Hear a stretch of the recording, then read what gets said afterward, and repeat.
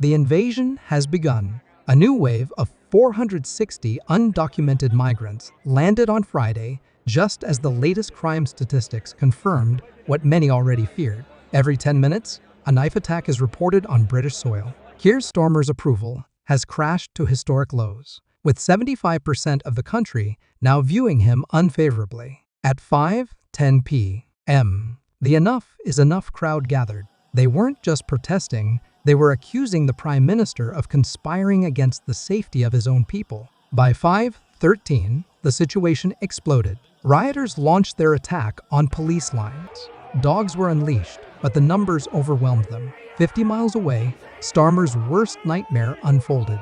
Locals began storming migrant hotels in Rotherham and Tamworth, chanting one phrase echoing across every town in the north: "Send them back." 6 elite units were deployed to protect the buildings. Starmer called for tolerance and condemned what he labeled far-right thugs. His words only poured gasoline on the fire. At 5:34, police vans were pelted with stones. The radio crackled with a terrifying order: Sectors 8, 9, and 12 lost. Retreat immediately. Then a clip hit 9 million views on social media, not showing soldiers or helicopters, but something far more damaging. It showed luxury coaches transporting undocumented men from Dover's beaches directly to 4-star hotels, bypassing every security check a tax-paying citizen would face. The comments read, "They're rolling out the red carpet while we freeze."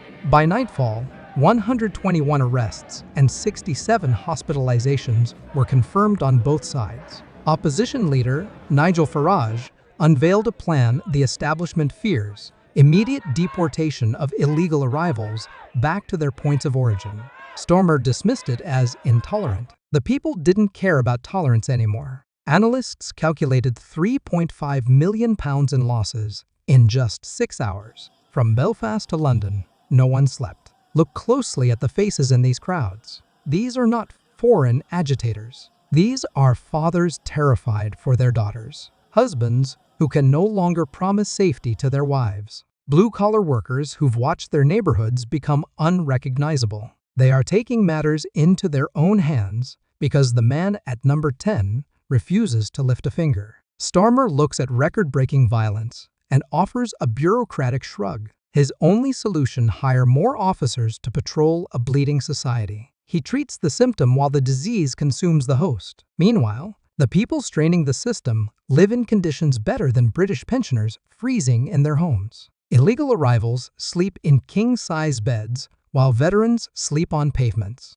They are served 3 hot meals a day. Reports are flooding in of migrants filing formal complaints about hotel Wi-Fi speed while working families rely on food banks. The prison system has hit 99% capacity. Dangerous offenders are being considered for early release, just to keep the system from collapsing. Starmer's response? A promise to build more prisons by 2030, a construction plan 3 years away for a crisis burning down cities tonight. Compare this to America. In just 12 months, the Trump administration executed the largest removal operation in modern history. 1.4 million illegal entrants returned to their points of origin. Border Patrol intercepted over 3 million attempted crossings. The door is closed and the laws are enforced. Under Starmer, in that same period, the UK managed to remove fewer than 3,000 failed asylum seekers, most of them voluntary returns, subsidized by the British taxpayer.